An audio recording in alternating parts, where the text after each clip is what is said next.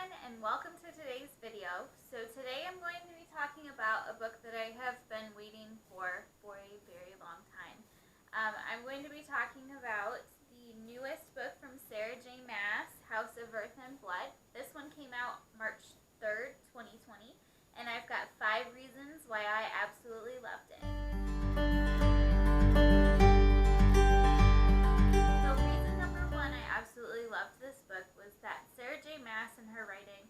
She makes you fall in love with the characters. So the first group of characters that I fell in love with were introduced right at the beginning of the book. You have Bryce, who's the main character of the book. You have Danica, who is Bryce's best friend and roommate. You have Connor, who is the potential love interest. And just the first 40 or so pages, the author really gets into letting you know who these people are. She kind of introduces Bryce as kind of a party girl. You get the sense that she likes to have a lot of fun. Danica is the leader of a werewolf pack, so she talks about, duty, and she's a little bit more serious about that. And then Connor is one of the wolves in the pack, and you get the sense that he's wholly alpha male. But Sarah J. Maas really gives you the sense of who these people are right away. Now, this video is going to have some spoilers, and I'm about to reveal one of them. It's so intense, in fact, that you fall in love with these characters, and then she takes them away from you. So right at the beginning of the book, Sarah, SJM decides to kill off these characters. To the point where after 60 pages I had to put the book down and just give up for a little bit because I was devastated. Especially with Danica and Connor. She kills off the entire wolf pack, and you get to know all of them pretty well and kind of get their personalities, and then again, like I said, she takes them away from you. So that's heartbreaking. Then you have another character that she introduces is Hunt. Hunt is an angel, and he is pretty much a slave, doing his duty for Micah, the archangel who owns him at the time in the book. And you get his personality. He's very serious, but you also throughout the book get the sense that he does feel bad for some of the things that happened, and he feels remorse for the things that he's made to do as a slave, because he has to do some pretty terrible things. So I really did enjoy the aspect of getting to know the characters really well, and that's one thing that Sarah J. Maas does very well in all of her books, is she really introduces you to the characters. You get to know them very well. You just don't expect to lose them so quickly. But yeah, that was reason number 1 that I really, really enjoyed this book. Reason number 2 that I really enjoyed this book is this is a sci-fi fantasy novel. So she introduces you to this whole new world, but she does it in a very gradual way.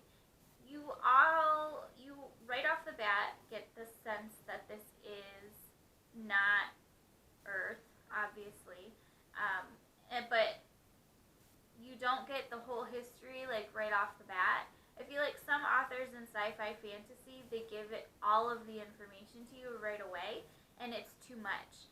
But with this gradual introduction into the world and how the world works, you get a better sense of, I feel like I get a better sense of everything. So instead of having it all thrown into one chapter at the very beginning, she gradually introduces you to different aspects of the world, and I at least personally get a better sense of how things work better that way. So number 3 is that she introduces a ton of different creatures. In her first 2 series, the Court of Thorns and Roses and the Throne of Glass series, it's predominantly fae and fae-like creatures that you get. In this series, you can already tell that there's all kinds of different creatures. You have the angels, you have werewolves, you have fae, but you you have other mythological creatures that she hasn't introduced before in her other series, so I'm really looking forward to getting to know them a little bit more, because so far it's been an awesome kind of learning different things about them. Like I said, she's got the angels, so you actually have like an angels and demons type of feud going on right now, and I'm kind of digging it. So the reason number 4 that I loved this book is the fact that it reads kind of like a murder mystery.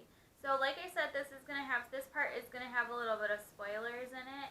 So we find out at the very beginning, pretty much 60 pages in, that Danica, Connor, and the rest of the pack are dead.